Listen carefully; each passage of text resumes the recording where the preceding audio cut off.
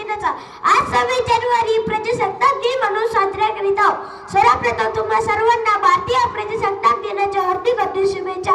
26 जानेवारी 1950 रोजी आपल्या भारताचे संविधान लागू झाले।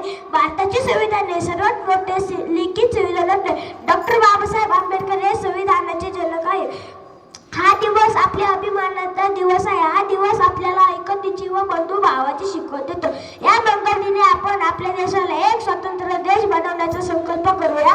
शेवटी जाता एवढंच सांगेल, ना जातीसाठी लढले, ना धर्मासाठी लढले, ना जातीसाठी लढले, ना धर्मासाठी लढले, शूर भारतीय वीर फक्त देशासाठीच लढले। शूर भारतीय वीर फक्त देशासाठी लढले, फक्त देशासाठी लढले, फक्त देशासाठीच लढले। जय हिंद, जय भारत। एवढं बोलून मी माझं भाषण संपवतो।